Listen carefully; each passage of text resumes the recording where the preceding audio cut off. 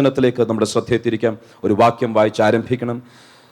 എസ്തറിന്റെ പുസ്തകം 5-ാം അധ്യായം അതിൻ്റെ 2-ാം വാക്യം. എസ്തറിന്റെ പുസ്തകം 5-ാം അധ്യായം അതിൻ്റെ 2-ാം വാക്യം. എസ്തർ രാജ്ഞി പ്രാകാരത്തിൽ നിൽക്കുന്നത് രാജാവ് കണ്ടപ്പോൾ അവന് അവളോട് കൃപ തോന്നി. തൻ്റെ കയ്യിലിരുന്ന പൊൻചെങ്കോൽ രാജാവ് എസ്തേറിൻ്റെ നേരെ നീട്ടി. എസ്തേർ അടുത്തു ചെന്ന ചെങ്കോലിൻ്റെ അഗ്രം തൊട്ടു. രാജാവ് അവളോട് എസ്തർ രാജ്ഞി മതി. Thank you. ഈ വാക്യത്തിൽ ഒരു പ്രധാനപ്പെട്ട ആശയം കാണുന്നത്, ഒരു സിംഹാസനം, ആ സിംഹാസനത്തിന് മുൻപിൽ വന്ന ഒരു വ്യക്തി. ഇതൊരു നിഴലാണ്. By the way, historic factual events അവിടെ പറയുമ്പോൾ നമ്മളുടെ ജീവിതത്തിൽ നമ്മൾ മനസ്സിലാക്കേണ്ട, ഇന്നത്തെ നമ്മളുടെ ജീവിതത്തിൽ നമുക്ക് പ്രയോജനപ്പെടേണ്ട ചില പ്രധാനപ്പെട്ട ആശയങ്ങൾ ശ്രദ്ധിച്ച് മനസ്സിലാക്കണം. ഒരു സിംഹാസനം ഇരിക്കുന്നു, ദർസ് എ ത്രോൺ. ആ സിംഹാസനത്തിൻ്റെ മുൻപിൽ ഒരു വ്യക്തി നിൽക്കുന്നു, എസ്തർ. സിംഹാസനത്തിൽ ഇരിക്കുന്ന ഒരു രാജാവ്. ഈ രാജാവ് എസ്തറിനെ കണ്ടപ്പോൾ പറയുന്ന വാക്ക് ശ്രദ്ധിക്കുക. എസ്തറിനോട് കൃപ തോന്നി. ശബ്ദമുയർത്തി പറഞ്ഞാട്ട് കൃപ. ഒന്നുകൂടെ ശബ്ദമുയർത്തി കൃപ. എസ്തറിനെ കണ്ടുടനെ രാജാവിൻ്റെ മനസ്സിലുണ്ടായ കൃപയ്ക്കായി ഞാൻ കർത്താവിനെ സ്തുതിക്കുകയാണ്. ഈ കൃപ വന്ന ഉടനെ, കൃപ തോന്നിയ ഉടനെ, അവൾക്ക് കൃപ ലഭിച്ച ഉടനെ, കൃപ ലഭിച്ചല്ല, കൃപ മനസ്സിൽ തോന്നിയ ഉടനെ രാജാവ് ചെങ്കോൽ നീട്ടി, പൊൻചെങ്കോൽ നീട്ടുകയും എസ്തറിന്റെ ചുമതല ആ പൊൻചെങ്കോലിന്റെ അഗ്രത്തിൽ പോയി തൊട്ട് കഴിഞ്ഞാൽ ആ കൃപ പ്രാപിക്കുവാനിടയായി തീർന്നു. ഒരു വലിയൊരു ചിത്രീകരണമാണ് ഇവിടെ നടക്കുന്നത്. ഒരു സിംഹാസനത്തിലിരിക്കുന്ന രാജാവ്, എസ്തർ രാജ്ഞി വന്ന് പ്രാകാരത്തിൽ നിൽക്കുന്നു. രാജാവിൻ്റെ ഹൃദയത്തിൽ കൃപ തോന്നുന്നു. കൃപ തോന്നുന്ന രാജാവ് പൊൻചെങ്കോൽ നീട്ടുന്നു. പൊൻചെങ്കോൽ നീട്ടിയ ആ ജെസ്ചർ, ആ ഒരു കാഴ്ച കാണുമ്പോൾ എസ്തർ തൻ്റെ വിരലുകൾ കൊണ്ട് ആ പൊൻചെങ്കോലിൻ്റെ അഗ്രത്ത് കയറി തൊടുകയും കൃപ പ്രാപിച്ചവളായി. അവൾക്ക് അടുത്ത ചോദ്യം, നിനക്ക് എന്തു വേണമെങ്കിൽ ചോദിച്ചോ, രാജ്യത്തിൻ്റെ പകുതിയാണെങ്കിലും നിനക്ക് തന്നേക്കാം. ഇന്ന് ദൈവസഭയുടെ മുൻപിൽ നമ്മൾ ഓരോരുത്തരും ആയിരിക്കുന്ന ഒരു സാഹചര്യത്തെ ചിത്രീകരിക്കുന്ന ഒരു പ്രധാനപ്പെട്ട നിഴലാണ് നമ്മളിപ്പോൾ കണ്ടത്. നമ്മളുടെ ദൈവമായി നമ്മളുടെ ദൈവം സിംഹാസനത്തിൽ ഇരുന്ന് ഇന്നും അരുളുകയും വാഴുകയും ചെയ്യുന്ന ഒരു ദൈവത്തെയാണ് നമ്മൾ സേവിക്കുന്നത്. ഉയർന്നും പൊങ്ങിയുമുള്ള സിംഹാസനത്തിൽ ഇന്നും ഇരിക്കുന്ന ഒരു കർത്താവിൻ്റെ മുൻപിലാണ് നമ്മൾ കടന്നു വന്നിരിക്കുന്നത്. ഈ ദൈവത്തിൻ്റെ സാന്നിധ്യത്തിൽ നമ്മൾ വരുമ്പോൾ ദൈവത്തിന് നമ്മളോട് മനസ്സലിയുകയും ദൈവത്തിന് കൃപ തോന്നുകയും ദൈവം നമ്മൾക്കൊരു അവസരം തരികയാണ്. വാ, എൻ്റെ സന്നിധിയിൽ വാ, ഞാൻ നിനക്ക് കൃപ പകർന്നു തരാം. ഇന്നത്തെ മെസ്സേജിൻ്റെ ഒരു ടൈറ്റിൽ ഉണ്ടെങ്കിൽ, throne of grace and courts of justice എന്നൊരു വാക്കായിരിക്കും. മലയാളത്തിൽ അതിൻ്റെ ആശയം പറഞ്ഞു തരാം. ഒന്നുകൂടെ ആവർത്തിക്കട്ടെ. The throne of grace and courts of justice. കൃപാസനവും വിധികളുടെ ഒരു സിംഹാസനവും. ആ ഒരു ആശയം നിങ്ങളുടെ മുൻപിൽ ഇന്നും വരുന്ന 2 ആഴ്ചകൾ കൊണ്ട് തീർക്കുവാൻ ഇത് ആഗ്രഹിക്കുന്നു. ദൈവം അനുവദിച്ചാൽ ഇന്നും കൊണ്ട് ഡെഫിനറ്റ്ലി അത് തീരുകയില്ല. എങ്കിലും ഈ ആശയം വരുന്ന 2 ആഴ്ചകൾ കൂടെ എടുത്ത് കംപ്ലീറ്റ് ചെയ്യാൻ ആഗ്രഹിക്കുക. ശ്രദ്ധിച്ച് കേൾക്കണം. ഈ സിംഹാസനം ന്യൂട്രലായി നിൽക്കുന്ന ഒരു സിംഹാസനമാണ്. ഈ സിംഹാസനത്തിന്റെ മുൻപിൽ വന്ന എസ്തറിന് കൃപ ലഭിച്ചു. ഇവൾ കരം നീട്ടി ആ പൊൻചെങ്കോലിന്റെ അഗ്രത്തിൽ തൊട്ടപ്പോൾ അവൾക്ക് കൃപ ലഭിക്കുവാനിടയായി തീർന്നു. ഇതിന്റെ പശ്ചാത്തലം നമ്മൾ മനസ്സിലാക്കണം. വസ്തി രാജ്ഞിയെ മാറ്റിയതിന് ശേഷം എസ്തറിനെ ആ സ്ഥാനത്ത് കൊണ്ടുവന്നു. എങ്കിലും ഒരു നിയമം അവിടെ വിരുദ്ധമായി നിൽപ്പുണ്ട്. ആ നിയമം ഇതാണ്: രാജാവിന്റെ അനുവാദം കൂടാതെ ആരെങ്കിലും രാജാവിന്റെ സന്നിധിയിൽ വന്നാൽ, ആ രാജാവിന്റെ സന്നിധിയിൽ വരുന്ന വ്യക്തിക്ക് കൃപ ലഭിച്ചാൽ പൊൻചെങ്കോൽ നീട്ടും. പൊൻചെങ്കോൽ നീട്ടുന്ന ഉടനെ അതിന്റെ അഗ്രത്തിൽ പോയി തൊട്ടോണം. അല്ല, പൊൻചെങ്കോൽ നീട്ടാതെ കൈയും കെട്ടി, ഇല്ലെങ്കിൽ കൈ നീട്ടാതെ രാജാവ് ഇരിക്കുകയാണെങ്കിൽ അതിന്റെ നെക്സ്റ്റ് സ്റ്റെപ്പ് ഇത്രയേ ഉള്ളൂ: ആ വന്ന വ്യക്തിയുടെ തലവെട്ടി ദൂരക്കളയും. അതുകൊണ്ടാണ് മൊർദെഖായിയോട് എസ്തർ പറയുന്നത്, 3 ദിവസം 3 രാവും പകലും ഞാൻ ഉപവസിക്കുവാൻ പോകുകയോ. അങ്ങൊരു കാര്യം ചെയ്യണം, ദേശത്തുള്ള എല്ലാവരെയും വിളിച്ചു വരുത്തി അവരും ഉപവസിക്കുവാനായി എല്ലാവരെയും പ്രേരിപ്പിക്കണം. 3 രാവും പകലും ഉപവസിച്ചതിന് ശേഷം ഞാൻ രാജാവിന്റെ സന്നിധിയിൽ ചെല്ലും. ഞാൻ ചെല്ലുമ്പോൾ രാജാവിന് കൃപ തോന്നി പൊൻചെങ്കോൽ നീട്ടിയാൽ ഗുഡ്, അല്ല നീട്ടിയില്ലെങ്കിൽ ഞാൻ നശിക്കുന്നെങ്കിൽ നശിക്കട്ടെ. എൻ്റെ ജീവനേക്കാൾ വലുത് എൻ്റെ ജാതിയുടെ, എൻ്റെ ജനത്തിൻ്റെ, എൻ്റെ രാജ്യത്തിൻ്റെ വിടുതലാണ്. അതുകൊണ്ട് എൻ്റെ ജീവൻ തകർന്നാലും അതിനേക്കാൾ ഉപരി എൻ്റെ ജനത്തിൻ്റെ ജീവനെ വിടുവിച്ചെടുക്കുവാൻ ഞാൻ എൻ്റെ ജീവനെ പണയം വെച്ച് അങ്ങോട്ട് പോകുകയാണ്. അവിടെ ചെന്നപ്പോൾ അവൾക്ക് വിരോധമായി ഉള്ള നിയമത്തെ കവിയുന്ന ഒരു കൃപയുടെ പകർച്ച അവളുടെ ജീവിതത്തിൽ ഉണ്ടായി. അതിനായി ഞാൻ കർത്താവിനെ സ്തുതിക്കുന്നു. ഇന്ന് ഇവിടെ ഇരിക്കുന്ന ഓരോരുത്തരുടെയും ജീവിതത്തിൽ ദൈവത്തിൻ്റെ കൃപ വന്നു കഴിഞ്ഞാൽ നമ്മുടെ ജീവിതം അങ്ങ് മാറും. അതുകൊണ്ട് തന്നെ ഇന്ന് നമ്മൾക്ക് വേണ്ടി ഒരു കൃപാസനം ഉണ്ട് എന്ന് മറക്കരുത്. ഏത് സമയവും ധൈര്യത്തോടെ കൃപാസനത്തോട് അടുത്ത് വരുവാൻ ഒരു കൃപാസനം ഇന്ന് നമ്മുടെ മുൻപിലുണ്ട്. ഈ രാജാവിരുന്ന ഈ സിംഹാസനത്തിന്റെ പ്രത്യേകത, ഇറ്റ്സ് ന്യൂട്രൽ. ഇത് കൃപയുടെ സിംഹാസനവുമല്ല. അവിടെ ഇരിക്കുമ്പോൾ അത് ന്യായവിധികൾ ഇല്ലെങ്കിൽ വിരോധമായി വരുന്ന വിധികൾ ഉയരുന്ന സിംഹാസനവുമല്ല. പ്രതികരണം പോലിരിക്കും ഈ സിംഹാസനം. ഒന്നിയിൽ ഇത് കൃപയുടെ സിംഹാസനമായി മാറും, ഇത് it becomes the throne of grace, ഇല്ലെങ്കിൽ ഇത് വിരോധമായി ഉയരുന്ന വിധികൾ പ്രസ്താവിക്കുന്ന ഒരു സിംഹാസനമായി മാറും. എസ്തറെ, സ്പ്ലിറ്റ് സെക്കൻഡ്, ഒരു നിമിഷം കൊണ്ട് നിന്റെ ഭാവിക്ക് ഒരു വലിയ മാറ്റം സംഭവിക്കാം. ഒരു നിമിഷം കൊണ്ട് ഒന്നിൽ പൊൻചെങ്കോൽ നീളും, ഇല്ലെങ്കിൽ നിന്റെ തല വെട്ടി മാറ്റപ്പെടും. ഇന്ന് ആ സിംഹാസനം പോലെ നമ്മളുടെ മുൻപിൽ ഒരു വലിയ തിരഞ്ഞെടുപ്പുണ്ട് എന്ന് മറക്കല്ല. ദൈവജനം ദൈവത്തിന്റെ സന്നിധിയിൽ വരുമ്പോൾ എങ്ങനെ വരുന്നു എന്ന് മനസ്സിലാക്കണം. Do we come to the throne of grace or we arouse the courts of justice? നമ്മൾ ദൈവത്തിന്റെ കൃപാസനത്തിന്റെ മുൻപിൽ വന്ന കൃപ നമ്മളുടെ ജീവിതത്തിൽ പകരപ്പെടുമോ, അതോ നമ്മൾ ദൈവസന്നിധിയിൽ വരുമ്പോൾ കൃപാസനമല്ല പകരം വിധികൾ പുറപ്പെടുന്ന ദൈവത്തിന്റെ ന്യായാസനമാണോ ഉയരുന്നത്, ജഡ്ജ്മെന്റ് സീറ്റ് ആണോ എന്ന ഉള്ള ആശയമാണ് വരുന്ന 3 ആഴ്ചകൾ കൊണ്ട് ചിന്തിക്കുവാൻ ആഗ്രഹിക്കുന്നത്. 2-3 വാക്യങ്ങൾ കൂടെ വായിച്ച് ഈ ആശയങ്ങൾ മനസ്സിലാക്കുവാൻ ആഗ്രഹിക്കുക. വരുന്ന ആഴ്ചയിൽ പ്രത്യേകിച്ചും ദ കോർട്സ് ഓഫ് ജസ്റ്റിസ്, ഈ വിധികൾ പുറപ്പെടുന്ന ഈ സിംഹാസനത്തെ ഉണർത്തുവാൻ ഇതിന്റെ മുൻപിൽ ആർക്ക് വരുവാൻ സാധിക്കും എന്നുള്ള ചിന്തകൾ ചിന്തിക്കും. അതിൽ അടുത്ത ആഴ്ചയിൽ ചിന്തിക്കുവാൻ ആഗ്രഹിക്കുന്നത്, ഒന്ന്, സാത്താന് പോലും ഈ സിംഹാസനത്തിന്റെ മുൻപിൽ വരുവാൻ സാധിക്കും. ഇയ്യോബിന് വിരോധമായി ദൈവത്തിന്റെ വിധികൾ, ന്യായവിധികൾ എന്ന് പറയാം, ഇല്ലെങ്കിൽ പ്രതികൂലവുമായി ഉള്ള എഴുത്തുകൾ, കൈയെഴുത്തുകൾ, വിധികൾ പുറപ്പെടുവിക്കുന്ന ദൈവത്തിന്റെ സന്നിധിയിൽ വന്ന് നിൽക്കുന്ന അപവാദിയായ ഒരു സാത്താനെ കാണുവാൻ സാധിക്കും. സാത്താനും ദൈവത്തിന്റെ സന്നിധിയിൽ വരുവാൻ സാധിക്കും. എങ്കിലും സാത്താൻ ദൈവസന്നിധിയിൽ വന്നാൽ അവൻ ഒരിക്കലും കൃപയുടെ ആസനമല്ല അവിടെ കാണുന്നത്. അവിടെ ഒരു അപവാദം പറയുന്ന, അക്യൂസേഷൻസ് പറയുന്ന ഡെവിൾ, ഒരു അഡ്വക്കേറ്റായി, ഒരു വക്കീലായി, ന്യായം പറയുന്ന, ന്യായത്തിനനുസരിച്ച് വിധികൾ, ന്യായവിധികൾ പുറപ്പെടുവിക്കുന്ന ഒരു ആസനമായി അത് മാറ്റുന്നത് വരുന്ന ആഴ്ചയിൽ ചിന്തിക്കുവാൻ ആഗ്രഹിക്കുകയാണ്. അതുപോലെ ആഹാബിന്റെ ജീവിതത്തിൽ ആഹാബിനെ കുറിച്ച് ദൈവം പറയുകയാണ്, ആഹാബിന്റെ അകൃത്യം തികഞ്ഞു. ആഹാബിനെ കുറിച്ച് ചില ന്യായവിധികൾ പുറപ്പെടുവാൻ സമയമായി. ആർ അവനെ വശീകരിക്കും, ആർ അവന്റെ ജീവിതം തകർക്കുവാൻ ആർ അവന്റെ മുൻപിൽ പോകും.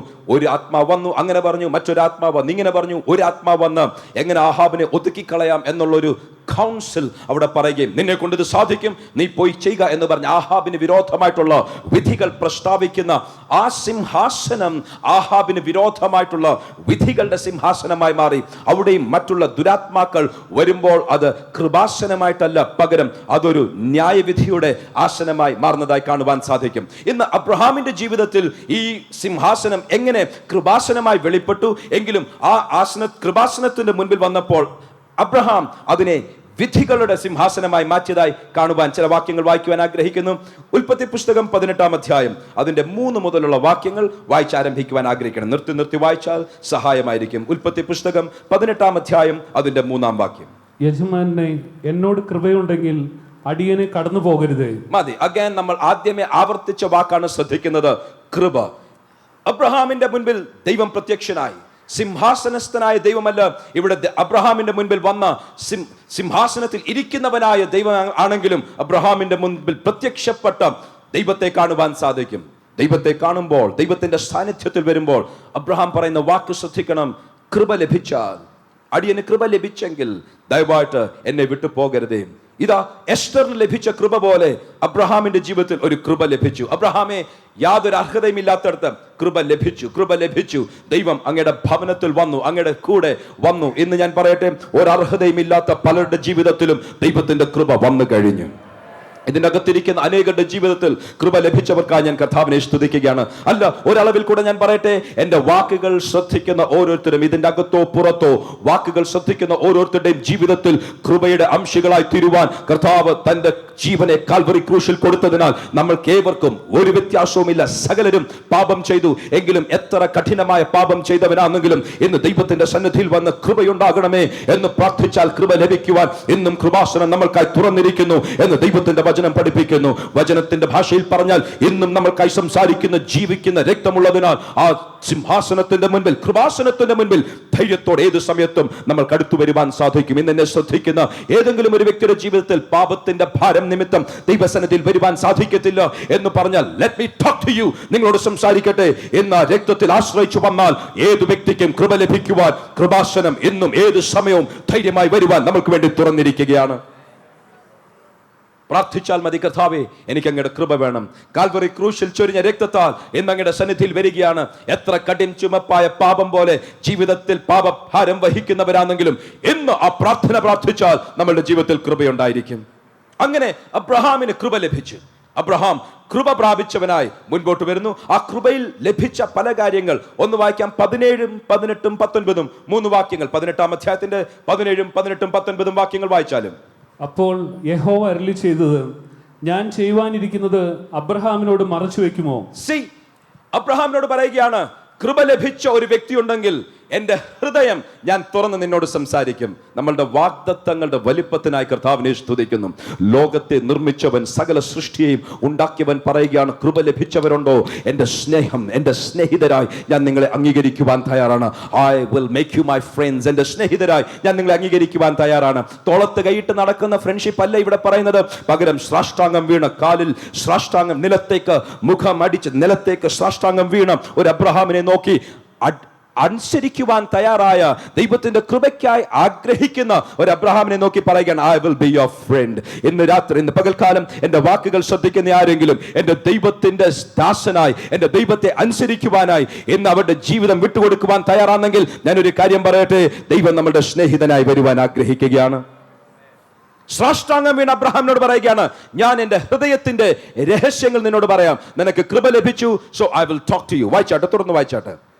അബ്രഹാം വലിയതും ബലമുള്ളതുമായ ജാതിയായി തീരുകയും അവനിൽ ഭൂമിയിലെ ജാതികളൊക്കെയും അനുഗ്രഹിക്കപ്പെടുകയും ചെയ്യുമല്ലോ.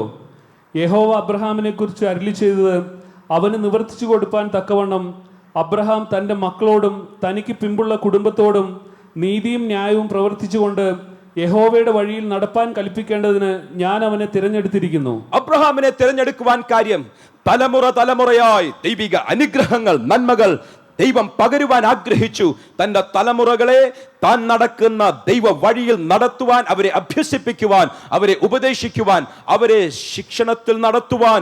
ഇതാ അബ്രഹാമിന്റെ അകത്തുള്ള കപ്പാസിറ്റി, അതിനുള്ള കമ്മിറ്റ്മെന്റ്, അതിന്റെ കഴിവും അതിനുള്ള സമർപ്പണവും നോക്കിയിട്ട് ദൈവം പറയുകയാണ്, ഇവനെ ഞാൻ ആയുഷ്കാലമൊക്കെയും അനുഗ്രഹിക്കുമെന്ന് മാത്രമല്ല, തലമുറ തലമുറയായി ഞാൻ ഇവനെ അനുഗ്രഹിക്കുവാൻ ശക്തനാണ്. കൃപ ലഭിച്ചു കഴിഞ്ഞാൽ തലമുറ തലമുറയായി തുടർന്നു വരുന്ന ഒരു ദൈവിക അനുഗ്രഹത്തിന് പാത്രങ്ങളായി തീരുവാൻ ദൈവത്തിന് നമ്മളെ കുറിച്ച് പദ്ധതിയുണ്ട് എന്ന് നമ്മൾ മറക്കരുത്. സ്നേഹിതനായി തലമുറ തലമുറയായി വരേണ്ട അനുഗ്രഹങ്ങൾക്കായി തന്നെ ഒരു പാത്രമാക്കി. ഞാൻ ഒരു കാര്യം കൂടെ പറയട്ടെ, ദൈവം വാഗ്ദത്തങ്ങൾ തരും. അടുത്ത വാക്യങ്ങൾ വായിക്കുമ്പോൾ, വരുന്ന വർഷം ഈ സമയമാകുമ്പോൾ ഞാൻ നിന്റെ ജീവിതത്തിൽ ഒരു അത്ഭുതം ചെയ്യും എന്ന് ദൈവം പറയുന്നു. ഇന്ന് കൃപയുടെ സിംഹാസനത്തിന്റെ മുൻപിൽ വന്നിരിക്കുന്നവരോട് പറയട്ടെ, ദൈവം ചില വാഗ്ദത്തങ്ങൾ തന്നിരിക്കും. ഇന്ന് രാത്രിയിൽ, ഇന്ന് പകൽക്കാലം ചില വാഗ്ദത്തങ്ങൾക്കായി ആഗ്രഹിക്കുന്നവരുണ്ടോ? പ്രാർത്ഥിച്ചോ. വരുന്ന ദിവസങ്ങളിൽ ദൈവം വാഗ്ദത്തങ്ങൾ തന്നാൽ അതിന്റെ നിവർത്തീകരണം വന്നിരിക്കും നിശ്ചയം. ഇതിനിടയിൽ ഞാൻ ഒരു ആശയം കൂടെ പറയുവാൻ ആഗ്രഹിക്കുക. പലപ്പോഴും വാട്ട് ഹാപ്പൻസ് ഇസ് ദിസ്, പലപ്പോഴും പ്രവചനത്തിലുള്ള വിശ്വാസം, ദൈവവചനത്തിലുള്ള വിശ്വാസം കളയുവാൻ പിശാച് പരിശ്രമിക്കും. ഞാനിത് പറയുവാൻ കാര്യം, നമ്മളുടെ വിശ്വാസത്തെ ഇല്ലാതാക്കി കളയുവാൻ ഉയരുന്ന ഒരു ശത്രുവിന്റെ കൊടുങ്കാറ്റിനെ ഇന്ന് ശാസിക്കുവാൻ പോകുക. എന്റെ വാക്കുകളുടെ മുൻപിൽ ചില ന്യായവിധികൾ, ചില ശക്തികൾക്ക് വിരോധമായി പുറപ്പെട്ടിരിക്കും. ദൈവജനത്തിന്റെ വിശ്വാസത്തെ ഇല്ലാതാക്കി കളയുന്ന പിശാചിന്റെ പദ്ധതികളെ ഇന്ന് പരസ്യകോലമാക്കി ഇന്ന് ചിലരുടെ അകത്ത് ദൈവത്തിന്റെ വചനം തരുന്ന വിശ്വാസം കേൾവിയാലും, കേൾവി ദൈവത്തിന്റെ വചനത്താലും വരുന്നെങ്കിൽ ഇന്ന് ചിലരുടെ അകത്ത് ചില വിശ്വാസത്തിന്റെ പുതിയ വിത്തുകൾ വീണിരിക്കും, ചില പുതിയ കിളിർപ്പുകൾ ഉണ്ടായിരിക്കും. അതിന്റെ വലിയ ഫലം നമ്മളിൽ ചിലർ അനുഭവിച്ചിരിക്കും. ദൈവസന്നിധിയിൽ വന്നാൽ ദൈവം വാഗ്ദത്തങ്ങൾ തരുന്നവനാണ്. Did you hear me?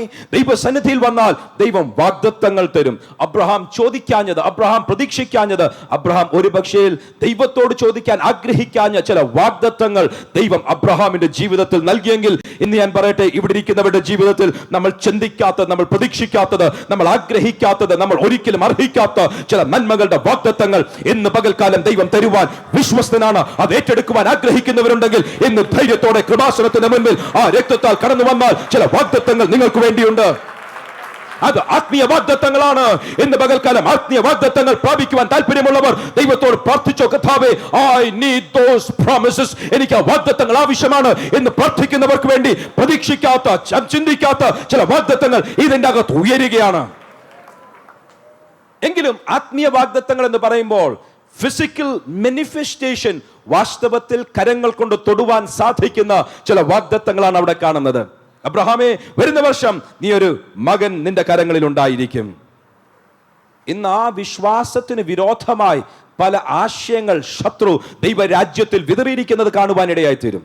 ചിന്ത ഇതാണ്, പാസ്റ്ററെ, അങ്ങനെ ഒരു വാഗ്ദത്തം പറഞ്ഞാൽ അതിന്റെ അർത്ഥം എന്താണ്? അതിന്റെ അർത്ഥം, ഓക്കെ, അടുത്ത ഒരു വർഷത്തിന്റെ അകം ഞാൻ ഇന്ന നന്മ, നിനക്കൊരു മകൻ ഉണ്ടായിരിക്കും എന്ന് പറഞ്ഞാൽ അടുത്ത ഒരു വർഷത്തേക്ക് കർത്താവ് മടങ്ങി വരത്തില്ലെന്നാണോ? അടുത്ത 5 വർഷത്തിന്റെ അകം നിനക്കൊരു യാത്രയുണ്ട് എന്ന് പറഞ്ഞാൽ അടുത്ത 5 വർഷത്തേക്ക് കർത്താവ് മടങ്ങി വരത്തില്ലെന്നാണോ? നോ. ദൈവത്തിന്റെ വചനം വളരെ വ്യക്തമായി പറയുന്നു, നമ്മൾ അംശമായി മാത്രം അറിയുന്നു, പൂർണ്ണമായിട്ടുള്ളത് വരുമ്പോൾ അംശമായിട്ടുള്ളതൊക്കെ മാറിപ്പോകും. നമ്മളുടെ ഓരോ ഭൗതിക വാഗ്ദത്തങ്ങളും ഒരു അംശം മാത്രമാണ്. പൂർണ്ണമായിട്ടുള്ള കർത്താവിന്റെ മടങ്ങി വരവിൽ അംശമായിട്ടുള്ളതൊക്കെ മാറിപ്പോകും. അതിന്റെ അർത്ഥം വാഗ്ദത്തങ്ങൾക്ക് സ്ഥാനമില്ലെന്നല്ല. ദൈവം സകല നന്മകളാലും തന്റെ ജനത്തെ അനുഗ്രഹിക്കുമ്പോൾ വാഗ്ദത്തങ്ങൾ നമ്മളുടെ അവകാശമാണ്. തലമുറയുടെ വാഗ്ദത്തങ്ങൾ അവകാശമാണ്. യാത്രയുടെ വാഗ്ദത്തങ്ങൾ അവകാശമാണ്. നമ്മളുടെ ജീവിതത്തിൽ ദൈവം തരുന്ന ഭൗതിക ആവശ്യങ്ങൾ മുൻപിൽ ഉള്ള വാഗ്ദത്തങ്ങൾ, പ്രാവചനിക ശബ്ദങ്ങൾ വളരെ ആവശ്യമാണ്. അത് ദൈവം തരും. പൂർണ്ണമായിട്ടുള്ളത് വരുമ്പോൾ ഭാഗികമായിട്ടുള്ളത് മാറിപ്പോകും. നമ്മൾക്ക് പൂർണ്ണമായിട്ടുള്ളതിനെയാണ് നമ്മൾ കാംക്ഷിക്കുന്നത്. എങ്കിലും ഈ ഭൂമിയിലായിരിക്കുമ്പോൾ സമൃദ്ധിയായ ജീവനും നമ്മളുടെ സകല ആവശ്യങ്ങളിലും മതിയായതായി തികഞ്ഞു വരുന്ന ദൈവത്തിന്റെ വിശ്വസ്തത ദൈവം നമ്മളുടെ ജീവിതത്തിൽ ചെയ്തിരിക്കും. യേശു കർത്താവിന്റെ ശുശ്രൂഷ ശ്രദ്ധിച്ചാലും യേശു കർത്താവ് ആരെയെങ്കിലും കണ്ടാൽ ആത്മീയ കാര്യങ്ങളല്ല ആദ്യം പറഞ്ഞത്. ആദ്യം പറഞ്ഞു, നിനക്ക് കാഴ്ച വേണോ? നിന്റെ ശരീരത്തിന്റെ കാഴ്ച ലഭിക്കേണ്ട ആവശ്യമാണെങ്കിൽ ഞാൻ സൗഖ്യം നിനക്ക് തരാം. കുഷ്ഠരോഗിയാണോ? ഞാൻ നിന്നെ ശുദ്ധമാക്കാം. നിന്നെ കല്ലെറിഞ്ഞു കൊല്ലുവാൻ ആൾക്കാർ ചുറ്റി നിൽക്കുകയാണോ? ഞാൻ അവിടെ ഒരു വിടുതൽ തരാം. അത് കഴിഞ്ഞിട്ട് വാഗ്ദത്തത്തിന്റെ നിവർത്തീകരണത്തിന്റെ അടുത്തൊരു പടി പറഞ്ഞു, എങ്കിലും ഇനിയും നീ പാപം ചെയ്യരുത്. ഇന്നും ദൈവം നമ്മളുടെ ആവശ്യങ്ങളുടെ മുൻപിൽ സന്ദർശിക്കുമ്പോൾ ഒന്നാമത്തെ കാര്യം മറക്കരുത്, നമ്മളുടെ ആവശ്യങ്ങളിൽ ദൈവത്തിന്റെ വാഗ്ദത്തം നമ്മൾക്ക് വേണ്ടിയുണ്ട്. ഈ ഭൂമിയിൽ നമ്മൾ ജീവിക്കുകയാൽ ഈ ഭൂമിയിൽ ആവശ്യമുള്ള സകല കാര്യങ്ങൾക്കും ദൈവം മറുപടിയും വാഗ്ദത്തങ്ങളും തന്നിരിക്കും. എങ്കിലും ആ ദൈവിക ശബ്ദത്തിലുള്ള വിശ്വാസത്തെ, പ്രാവചനിക ശബ്ദത്തിലുള്ള ജനത്തിന്റെ വിശ്വാസത്തെ ഇല്ലാതാക്കി കളയുവാൻ യേശുവിന്റെ വാക്കുകൾ ശ്രദ്ധിക്കുക. മനുഷ്യപുത്രൻ മടങ്ങി വരുമ്പോൾ ഭൂമിയിൽ വിശ്വാസം കാണുമോ എന്ന് ഞാൻ സംശയിക്കുന്നു. എന്ന് പകൽക്കാലം പറയട്ടെ, ദൈവവചനത്തിന്റെ ആഴത്തിൽ നിന്നും പറയട്ടെ, വാഗ്ദത്തങ്ങൾ നമ്മൾക്കുള്ളതാണ്. വാഗ്ദത്തങ്ങൾ നമ്മളുടെ തലമുറകൾക്കുള്ളതാണ്. വാഗ്ദത്തങ്ങൾ നമ്മളുടെ അവകാശമാണ്. വാഗ്ദത്തങ്ങൾ ദൈവം ചെയ്യും. വാഗ്ദത്തങ്ങളുടെ നിവർത്തീകരണവും നടന്നിരിക്കും. പ്രാവചനിക ശബ്ദത്തിനും അതിന്റെ സ്ഥാനമുണ്ട്, അതിന്റെ അർത്ഥമുണ്ട്. എങ്കിലും പൂർണ്ണമായിട്ടുള്ളത് വരുമ്പോൾ അംശമായിട്ടുള്ളതൊക്കെ മാറിപ്പോകും. പൂർണ്ണമായിട്ടുള്ളത് വരുമ്പോൾ ആർക്കാണ് അംശമായിട്ടുള്ളത് വേണ്ടിയത്? അടുത്ത 5 വർഷത്തിന്റെ അകം നിനക്കൊരു നല്ല ഭവനം ദൈവം തരുമെന്ന് പറഞ്ഞാൽ ഒരു സ്വന്തം ഭവനം ഇല്ലാത്തവർക്കറിയാം അതിന്റെ പ്രയാസം എന്താണെന്ന്. പരദേശികളായി പാർക്കുന്ന ഈ സ്ഥലത്ത് അതിന്റെ ഭാരം അനുഭവിക്കുന്നവർക്ക് ഒരു കാര്യം അറിയാം, കർത്താവേ, സ്വർഗരാജ്യത്തിൽ ദൈവിക വാഗ്ദത്തം പോലെ ദൈവവചനത്തിനനുസരിച്ച് എനിക്കൊരു നല്ല ഭവനം ലഭിക്കും. അതിനായി സ്തോത്രം. അത് വരുമ്പോൾ ഇവിടെ എത്ര വലിയ നന്മ തന്നാലും അത് വിഷയമല്ല. കാര്യം, വരുവാനുള്ള തേജസ്സിന്റെ മഹത്വം ഓർത്താൽ ഇവിടെയുള്ള യാതൊന്നിനും ഒരു പ്രസക്തിയുമില്ല. എങ്കിലും എന്റെ ദൈവം ഈ ഭൂമിയിൽ ആവശ്യമുള്ളതൊക്കെയും തരും. വിശ്വാസമുണ്ടോ? ആ വിശ്വാസത്താൽ ദൈവം തരുന്ന വാഗ്ദത്തം നമുക്ക് സ്വീകരിക്കുവാൻ സാധിക്കും. അബ്രഹാമിനോട് ദൈവം പറഞ്ഞു, അബ്രഹാമേ, നിനക്ക് കൃപ ലഭിച്ചു. കൃപ ലഭിച്ചാൽ എന്റെ സ്നേഹം, എന്റെ സ്നേഹിതൻ എന്ന പദവി, എന്റെ വാഗ്ദത്തങ്ങൾ, എന്റെ നന്മകൾ ഞാൻ നിനക്ക് തന്നിരിക്കും. ഇന്ന് ദൈവത്തിന്റെ സന്നിധിയിൽ അനുസരണത്തോടെ, ഇന്ന് ദൈവത്തിന്റെ സന്നിധിയിൽ താഴ്മയോടെ, ഇന്ന് ദൈവത്തിന്റെ മുഖം അന്വേഷിക്കാൻ വന്നിരിക്കുന്നവരോട് ഞാൻ ദൈവവചനത്തിന്റെ വെളിച്ചത്തിൽ ഓർപ്പിക്കട്ടെ, ദൈവസന്നിധിയിൽ കൃപാസനത്തോട് അടുത്തു വന്നു കഴിഞ്ഞാൽ നമ്മൾക്ക് ലഭിക്കുന്ന വാഗ്ദത്തങ്ങൾ, നമ്മൾക്ക് ലഭിക്കുന്ന അനുഗ്രഹങ്ങൾ, നമ്മൾക്ക് ലഭിക്കുന്ന നന്മകൾ, അതിന്റെ അകത്തൊരർത്ഥമുണ്ട്. അതിന്റെ വിശ്വാസം വിടരുത്. കാര്യം, വിശ്വാസം വിട്ടാൽ ഒടുവിൽ നമ്മുടെ ഹൃദയ വിശ്വാസമില്ലെങ്കിൽ മടങ്ങിവരവിൽ എടുക്കപ്പെടുകയുമില്ല. മടങ്ങിവരവിനെ കുറിച്ചുള്ള വിശ്വാസത്തെ അല്ല പിശാച് എടുത്തു മാറ്റുവാൻ ആഗ്രഹിക്കുന്നത്. ദൈവ വാഗ്ദത്തങ്ങളിൽ, പ്രാവചനിക ശബ്ദത്തിൽ, ദൈവവചനത്തിൽ ഉള്ള വിശ്വാസത്തെ എടുത്തു മാറ്റിയാൽ പിന്നെ വരുവാനുള്ള വലിയ വാഗ്ദത്തത്തെ ആർക്കും വിഷയമാക്കാത്തതുപോലെ ആ വിശ്വാസത്തിന്റെ അളവ് ഇല്ലാതായി പോകും. കൃപാസനത്തോട് അടുത്തു വന്ന, ഇല്ലെങ്കിൽ കൃപ ലഭിച്ച അബ്രഹാമിന് വാഗ്ദത്തങ്ങൾ ലഭിച്ചു.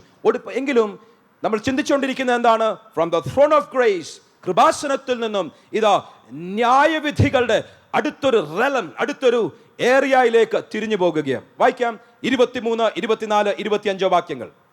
അബ്രഹാം അടുത്തു ചെന്ന് പറഞ്ഞത്, ദുഷ്ടനോടുകൂടെ നീതിമാനെയും നീ സംഹരിക്കുമോ? പക്ഷേ ആ പട്ടണത്തിൽ 50 നീതിമാന്മാർ ഉണ്ടെങ്കിൽ നീ അതിനെ സംഹരിക്കുമോ? അതിലെ 50 നീതിമാന്മാർ നിമിത്തം ആ സ്ഥലത്തോട് ക്ഷമിക്കയില്ലയോ? ഇങ്ങനെ നീ ഒരു നാളും ചെയ്യുന്നതല്ലല്ലോ. നീതിമാൻ ദുഷ്ടനെ പോലെ ആകത്തക്കവണ്ണം ദുഷ്ടനോടുകൂടെ നീതിമാനെ നീ ഒരു നാളും കൊല്ലുകയില്ല. സർവഭൂമിക്കും ന്യായാധിപതിയായവൻ നീതി പ്രവർത്തിക്കാതിരിക്കുമോ?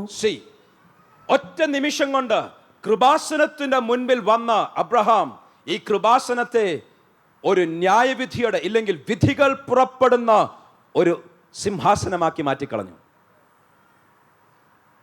നെഗറ്റീവായിട്ടോ പോസിറ്റീവായിട്ടോ അതിനെ ഞാൻ ചിത്രീകരിക്കുകയല്ല. I am just stating the facts before you. ചില വാസ്തവങ്ങൾ വചനത്തിന്റെ വെളിച്ചത്തിൽ പറയുക.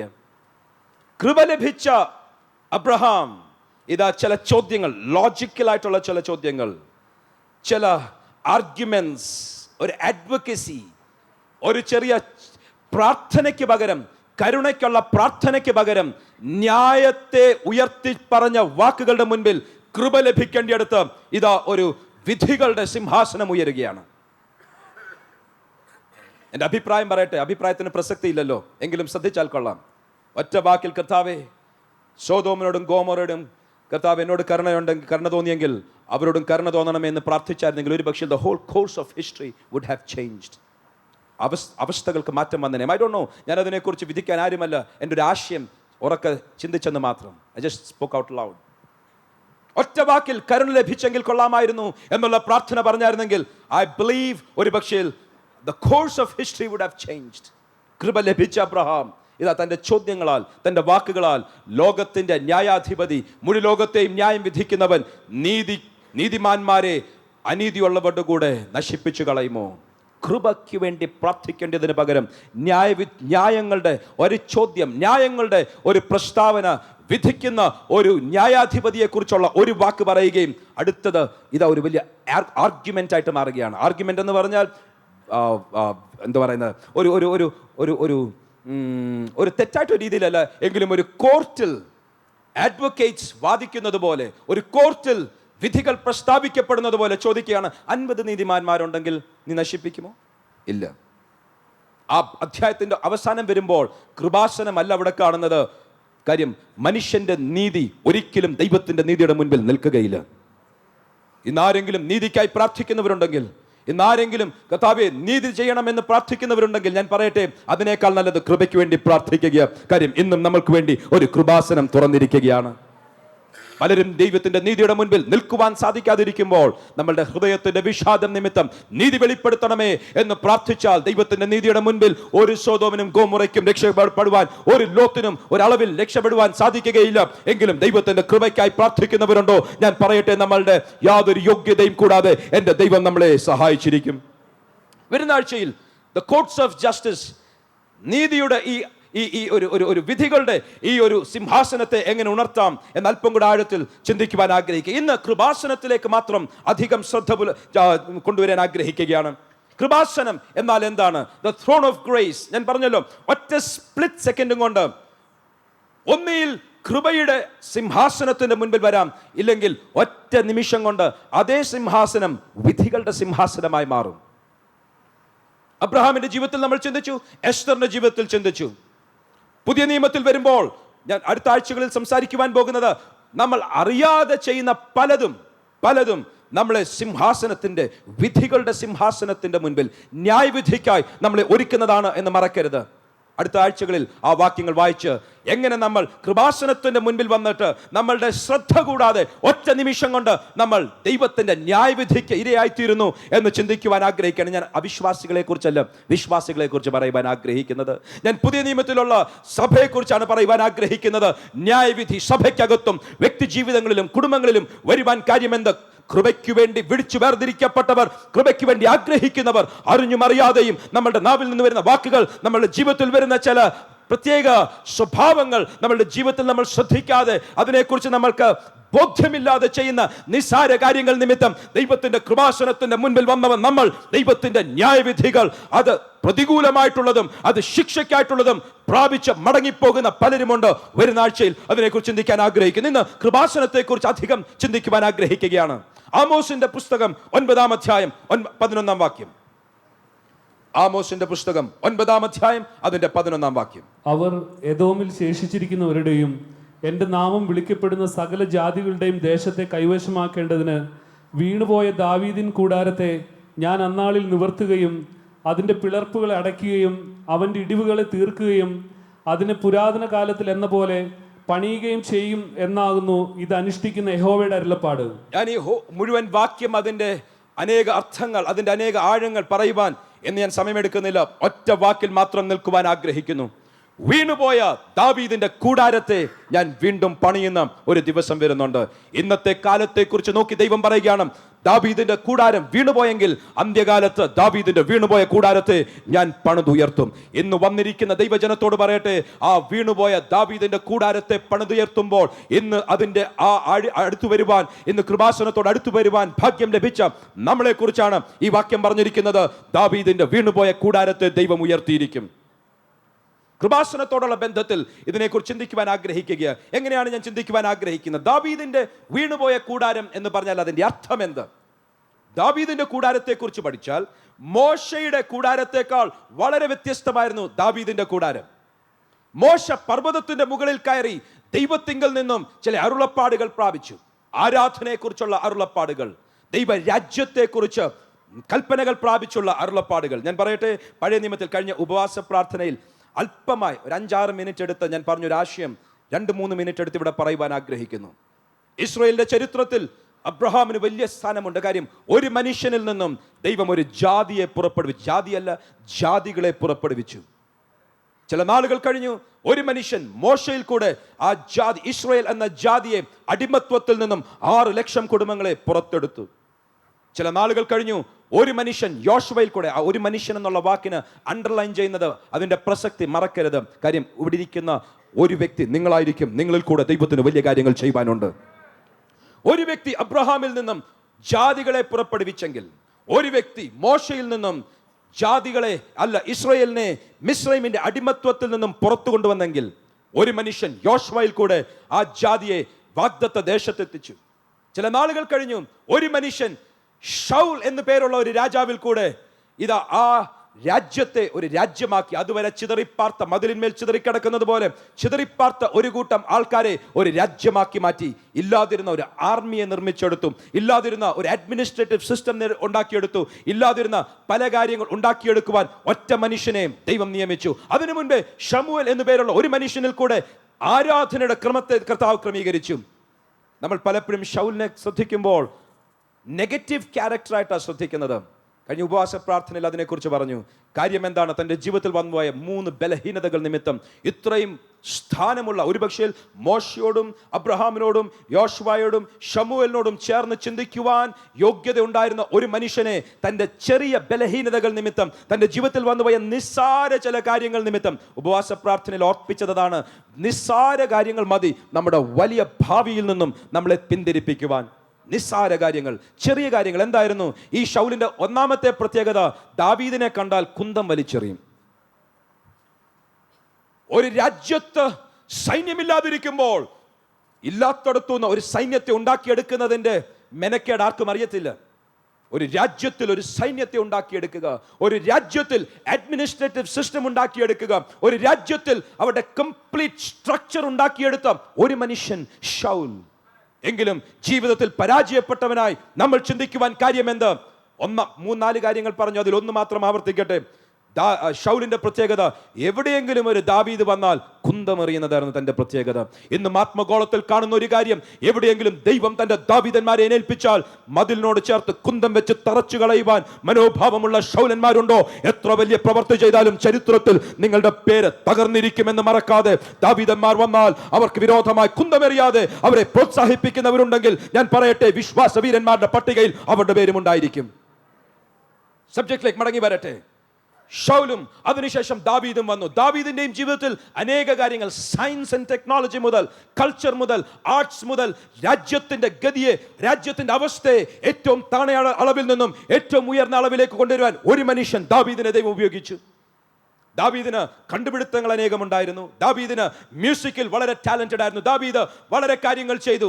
ദാവീദിനെ കുറിച്ച് ഇന്ന് ഞാൻ പറയുവാൻ ആഗ്രഹിക്കുന്നത്, ദാവീദിനൊരു കൂടാരമുണ്ടായിരുന്നു. അബ്രഹാം കൂടാരങ്ങളിൽ പാർത്തു, വിശ്വാസത്തിന് പിതാക്കന്മാർ കൂടാരങ്ങളിൽ പാർത്തു. മോശ ഒരു കൂടാരം ഉയർത്തി. അനേക കൂടാരങ്ങളുടെ നടുവിൽ ദാവീദിന്റെ കൂടാരത്തിനൊരു പ്രത്യേകതയുണ്ട്. മോശയുടെ കൂടാരത്തെ ഞാൻ വീണ്ടും ഉയർത്തുമെന്നല്ല, ദാവീദിന്റെ കൂടാരത്തെ ഞാൻ വീണ്ടും പണിയും. ദാവീദിന്റെ കൂടാരത്തിന്റെ പ്രത്യേകത എന്ത്? രണ്ട് കാര്യങ്ങൾ പറയട്ടെ. ഒന്ന്, ദാവീദിന്റെ കൂടാരം എന്ന് പറയുമ്പോൾ അത് ദാവീദ് ഉണ്ടാക്കിയെടുത്ത ആരാധനയുടെ സിസ്റ്റത്തെയാണ് കാണിക്കുവാൻ ആഗ്രഹിക്കുന്നത്. കൃപാസനത്തെ കുറിച്ച് ചിന്തിച്ചു വരുന്നത്, ദാവീദ് ഒരു വലിയ കൂടാരം ഉണ്ടാക്കി. അല്ല, ദാവീദിന്റെ കൂടാരത്തിന്റെ പ്രത്യേകത ആരാധനയുടെ ക്രമം മാറി. Think about it. എന്തൊരു ഭയങ്കര സ്റ്റെപ്പായിരുന്നു, എന്തൊരു ധൈര്യമായിരുന്നു. കാര്യം, പർവ്വതത്തിന്റെ മുകളിൽ ദൈവം കൊടുത്ത പ്രമാണം മോശ പ്രാപിച്ചത് ആ പ്രമാണത്തെ ലംഘിക്കുന്ന പ്രമാണങ്ങളായിരുന്നു ദാവീദിന്റെ കൂടാരത്തിൽ. മറ്റൊരു വ്യക്തിയായിരുന്നെങ്കിൽ ജനം മുഴുവൻ ഒരുമിച്ച് ചേർന്ന് കല്ലെറിഞ്ഞു കൊല്ലുന്ന ദൈവിക പ്രമാണങ്ങൾക്ക് വിരോധമായി പറയുന്നു എന്ന് പറയത്തക്കതുപോലെ ഇതാ പ്രമാണങ്ങളെ തിരുത്തിക്കുറിക്കുന്ന ദാവീദിന്റെ കൂടാരം. മോശയുടെ നിയമപ്രകാരം കൂടാരത്തിന്റെ അകത്ത് യാഗങ്ങൾ വേണം. ഓഫ് കോഴ്സ് ദാവീദ് യാഗങ്ങൾക്ക് വിരോധമായി സംസാരിച്ചില്ല. എങ്കിലും യാഗങ്ങൾ നടത്തുവാനുള്ള കത്തിയും അതിനാവശ്യമുള്ള ഉപകരണങ്ങളും തീയും മാത്രമുള്ള മോശയുടെ കൂടാരത്തിൽ നിന്നും ഇതാ ദാവീദ് മറ്റൊരു കൂടാരം പണിതെടുത്തു. ആ കൂടാരത്തിന്റെ അകത്ത് മ്യൂസിക്കൽ ഇൻസ്ട്രുമെന്റ്സ് കയറി. മോശയുടെ കൂടാരത്തിൽ ഇതാ യാഗങ്ങൾ നടക്കുമ്പോൾ ഇവിടെ സ്തുതിയും ആരാധനയും നടക്കുകയാണ്. ക്രമം മാറി, ആരാധനയുടെ ക്രമം മാറി. ദൈവം പറയുകയാണ്, ഞാൻ വീണുപോയ ദാവീദിന്റെ കൂടാരത്തെ വീണ്ടും ഉയർത്തും. മറ്റൊരു ഭാഷയിൽ തപ്പും കിന്നരവും കൊണ്ട് പാടുന്നവർ പണ്ടൊരു കാലത്ത് ഇതാ പഴയ നിയമത്തിൽ തന്നെ മോശയുടെ പ്രമാണപ്രകാരം പർവ്വതത്തിൽ ലഭിച്ച നിയമപ്രകാരം ആട്ടുകൊറ്റന്മാരെയും കാളകളെയും അതിന്റെ സകല യാഗങ്ങളെയും രക്തച്ചൊരിച്ചിലുമുള്ള ഒരു സിസ്റ്റത്തിൽ നിന്നും ദാവീദിന്റെ കാലമായപ്പോൾ ദാവീദ് പറയുകയാണ്, ശലോമോനെ, നീ എന്ത് ചെയ്യുമെന്ന് എനിക്കറിയത്തില്ലെങ്കിലും എന്റെ കൂടാരത്തിന്റെ പ്രത്യേകത, പെട്ടകം ഇതിന്റെ അകത്തുണ്ടായിരിക്കും, കൃപാസനം ഇതിന്റെ അകത്തുണ്ടായിരിക്കും. എങ്കിലും ഇതിന്റെ അകത്ത് സ്തുതിയും സ്തോത്രവും ഉയരുന്ന ഒരു അന്തരീക്ഷം, ഉയരുന്ന ഒരു ആരാധന ഞാൻ ദൈവസന്നിധിയിൽ കാഴ്ചവെക്കും. ഇന്ന് വീണുപോയ ദാവീദിന്റെ കൂടാരത്തെ ദൈവം വീണ്ടും പണിയുമ്പോൾ അതിന്റെ അകത്ത് നൃത്തത്തോടെ, പാട്ടോടെ, സന്തോഷത്തോടെ, വാദ്യോപകരണങ്ങളോടെ ദൈവത്തെ സ്തുതിക്കുവാൻ അല്ല, ഇന്ന് നമ്മൾ പാടി ആരാധിച്ചപ്പോൾ പറഞ്ഞതുപോലെ ആത്മാവിന്റെ സന്തോഷത്തോടെ ദൈവത്തെ വാഴ്ത്തി സ്തുതിക്കുവാൻ ചില ഹൃദയങ്ങൾ തയ്യാറായെങ്കിൽ ഞാൻ പറയട്ടെ, വീണുപോയ ദാവീദിന്റെ കൂടാരത്തെ ദൈവം പണിതുയർത്തുമ്പോൾ നിങ്ങൾക്കും അതിന്റെ അകത്തൊരു സ്ഥാനമുണ്ടായിരിക്കും. അല്ല, നമ്മൾക്കും അതിന്റെ അകത്തൊരു സ്ഥാനമുണ്ട്. അത് വിശ്വസിക്കുന്നവർ ചേർന്ന് ഇന്നൊരു നിമിഷം കർത്താവിനെ സ്തുതിച്ചാട്ട് കരങ്ങളെ അടിച്ച് സ്തുതിക്കുവാൻ, ശബ്ദമുയർത്തി സ്തുതിക്കുവാൻ, വാദ്യോപകരണങ്ങളോടെ സ്തുതിക്കുവാൻ, പാട്ടുകളോടെ സ്തുതിക്കുവാൻ, ആ നാമത്തെ ഉയർത്തുവാൻ. ഹല്ലേലൂയ എന്ന് ലഭിച്ച പദവി ലഭിച്ച ദൈവത്തിന്റെ പൈതലെ, വീണുപോയ ദാവീദിന്റെ കൂടാരത്തിന്റെ പ്രത്യേകത എന്ത്? കൃപാസനത്തോട് അത് ഏറ്റവും അടുത്തതാണ്. Hallelujah, hallelujah. വീണുപോയ ദാവീദിന്റെ കൂടാരത്തെ ഞാൻ ഉയർത്തും. വാദ്യോപകരണങ്ങൾ, സ്തുതികൾ, സ്തോത്രങ്ങൾ അവിടെയുണ്ട്. ആ പെട്ടകം, ആരാധനയെ കാണിക്കുന്ന പെട്ടകം അവിടെയുണ്ട്. രണ്ട്, ഈ വീണുപോയ ദാവീദിന്റെ കൂടാരത്തിന്റെ പ്രത്യേകത അതിന്റെ അഡ്മിനിസ്ട്രേറ്റീവ് സിസ്റ്റത്തെ കാണിക്കുന്ന. അബ്ശലോമിന്റെ വാക്കുകൾ ശ്രദ്ധിച്ചാൽ ഇവിടെ ഒരു ന്യായാധിപതിയില്ല, ഇവിടെ ഒരു രാജാവ് മാത്രമേ ഉള്ളൂ, ഇവിടെ ഒരു ജുഡീഷ്യൽ സിസ്റ്റം ഇല്ല. മറക്കല്ല, നമ്മുടെ പോയിന്റ് എവിടെയാണ് നമ്മൾ സംസാരിച്ചു വരുന്നത്?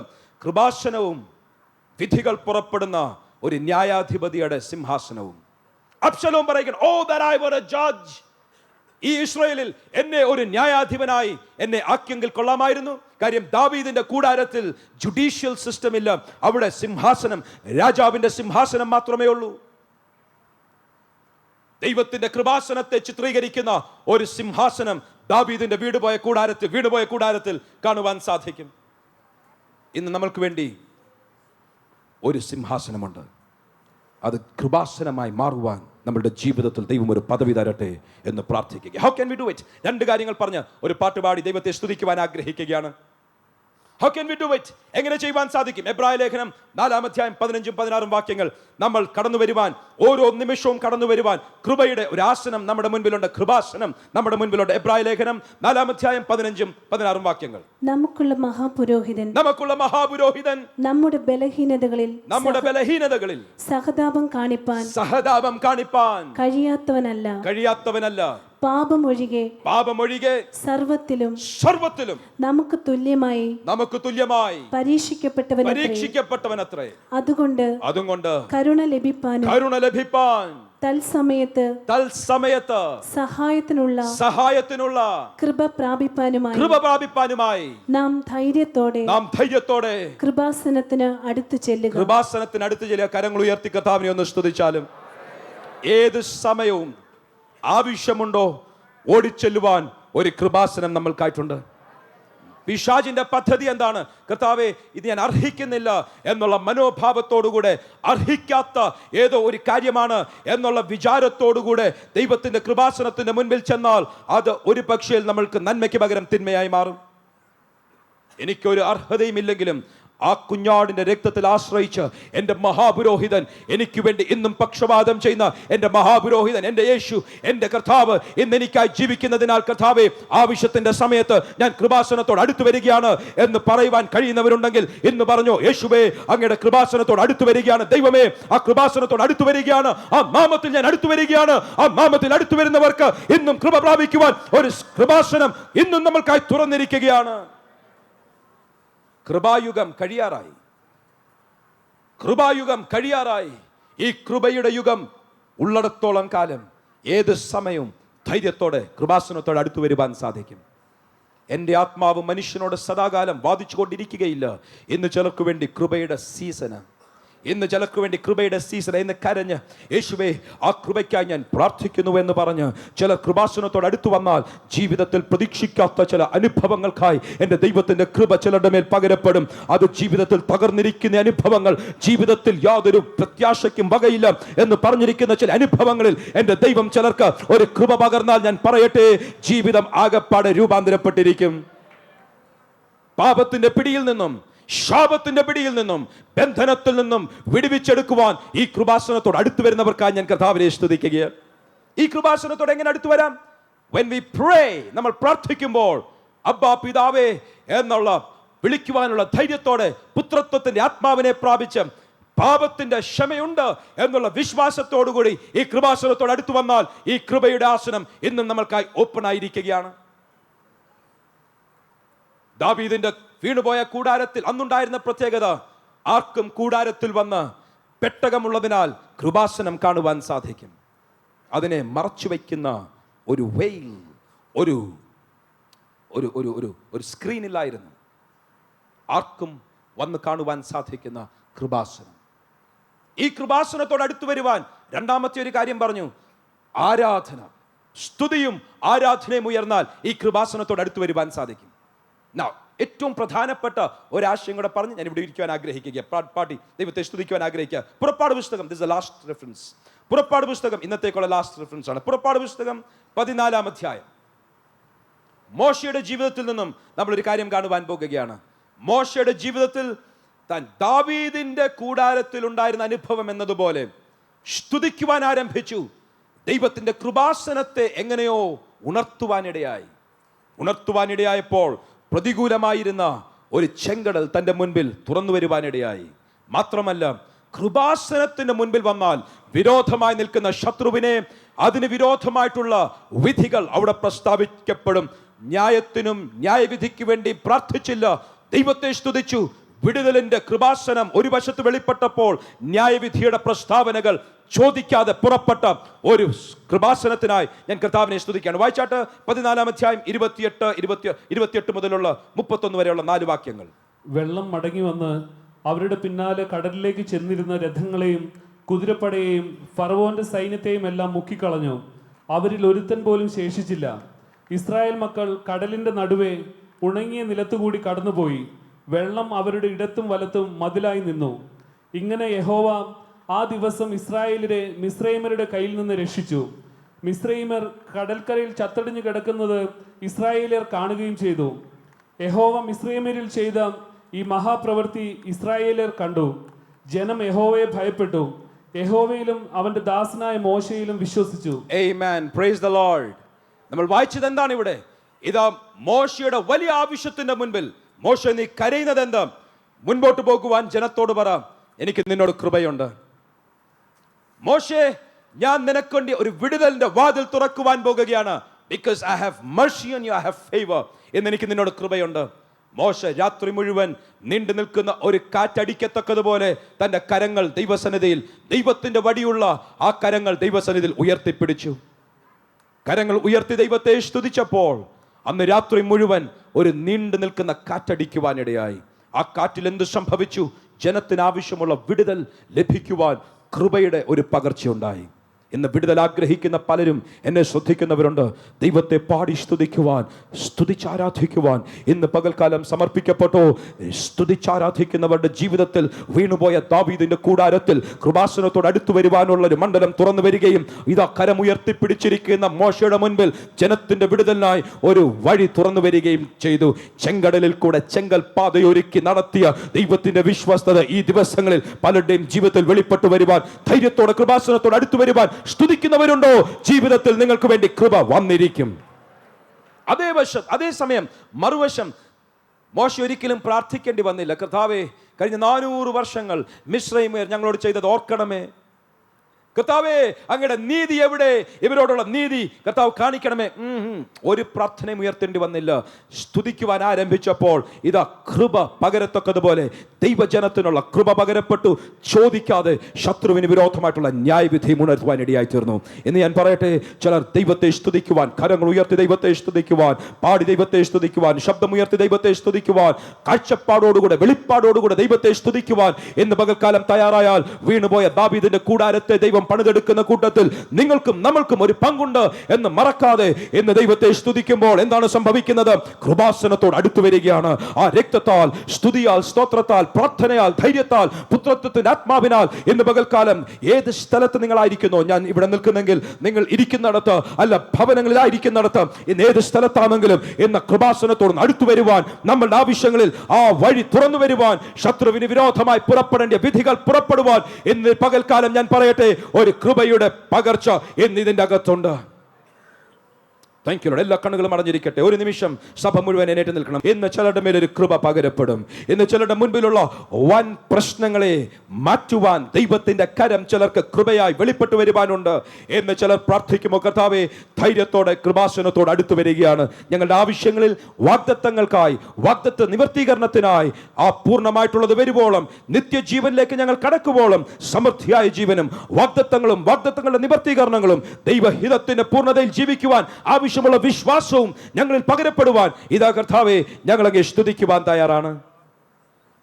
ഒരു നിമിഷം I'm going to give you pray. പ്രാർത്ഥിക്കുക. കർത്താവേ, ഇന്ന് പകൽക്കാലം പാപഭാരത്തിലായിരിക്കുന്ന ആരെങ്കിലും ഉണ്ടെങ്കിൽ ദൈവത്തോട് പ്രാർത്ഥിച്ചാട്ട്, കർത്താവേ, കൃപയുടെ കാലമാകിയാൽ I come to you. Thank you for the grace. കൃപയ്ക്കായി നന്ദി. ശബ്ദമുയർത്തി പറഞ്ഞാട്ട്, കൃപയ്ക്കായി സ്തോത്രം. അർഹിക്കാത്തടത്ത് കൃപ തരുന്നതിനാൽ സ്തോത്രം. അർഹിക്കാത്തടത്ത് കൃപ പകരുന്നതിനാൽ സ്തോത്രം. ഞാൻ ഒന്നും ചിന്തിക്കാത്തടത്ത് കൃപ പകരുന്ന അങ്ങയുടെ വിശ്വസ്തതയ്ക്കായി സ്തോത്രം. എന്റെ ബന്ധനത്തിൽ നിന്നും വിടുവിക്കുവാൻ ആ കൃപ പകരുന്നതിനായി സ്തോത്രം. എന്റെ ശത്രുവിന്റെ കയ്യിൽ നിന്നും വിടുവിക്കുവാൻ കൃപ പകരുന്നതിനാൽ സ്തോത്രം. എന്റെ ആഗ്രഹത്തിനനുസരിച്ച് വാഗ്ദത്തങ്ങൾ തരുന്ന ആ കൃപയ്ക്കായി സ്തോത്രം. അങ്ങയുടെ സ്നേഹിതൻ എന്ന പദവിയിലേക്ക് എന്നെ മാറ്റുവാൻ അങ്ങ് തരുന്ന കൃപയ്ക്കായി സ്തോത്രം. ആ കൃപയ്ക്കായി ചില നിമിഷങ്ങൾ കർത്താവിനെ നന്ദി പറഞ്ഞ് സ്തുതിച്ചാലും, കരങ്ങളെ അടിച്ച് സ്തുതിച്ചാലും, Lord, we thank you, we praise you, we praise you, we praise you, we praise you. ഞങ്ങളെ സ്തുതിക്കുകയാണ്, ഞങ്ങളെ സ്തുതിക്കുകയാണ്, ഞങ്ങളെ സ്തുതിക്കുകയാണ്. എന്ന് പകൽക്കാലം ഈ ശബ്ദം ശ്രദ്ധിക്കുന്നവർ, ഈ ആരാധനയിൽ പങ്കെടുക്കുന്നവർ ചിലരുടെ ജീവിതത്തിൽ കൃപ ലഭിക്കുവാൻ, കൃപ ലഭിക്കുവാൻ, കൃപ ലഭിക്കുവാൻ പറയുവാൻ സാധിക്കുമോ? കൃപ, കൃപ, ഒന്നെ ആശ്രയം, മറ്റൊന്നിലും ഞാൻ ആശ്രയിക്കുന്നില്ല. ആ കൃപാസനത്തോട് അടുത്തു വരികയാണ്. വിധികളും ന്യായവിധികളും അല്ല കർത്താവേ, ശത്രുവിന് വിരോധമായിട്ടുള്ള ദൈവത്തിന്റെ ശിക്ഷയല്ല എന്റെ ചോദ്യം, ന്യായമല്ല എന്റെ ചോദ്യം, ന്യായവിധികളല്ല എന്റെ ചോദ്യം. എനിക്ക് ഒറ്റ കാര്യം മതി, എനിക്ക് കൃപ വേണം. ഒരു മറിയയ്ക്ക് കൃപ ലഭിച്ചതുപോലെ, ഒരു അബ്രഹാമിന് കൃപ ലഭിച്ചതുപോലെ, ഒരു എസ്തറിന് കൃപ ലഭിച്ചതുപോലെ, ജീവിതത്തിൽ അനേകർക്ക് കൃപ ലഭിച്ചതുപോലെ എന്റെ ഒറ്റ ചോദ്യം, കർത്താവേ, I need that grace and I come to the throne of grace. ആ കൃപാസനത്തോട് അടുത്തു വരികയാണ്. കൃപ തരണമേ എന്ന് പ്രാർത്ഥിക്കുന്നവരുണ്ടെങ്കിൽ ചേർന്ന് പ്രാർത്ഥിക്കാം. കൃപ, കൃപ, ഒന്നൻ ആശ്രയം, ഹല്ലേലൂയ. കൃപ, കൃപ, ഒന്നൻ ആനന്ദമേ.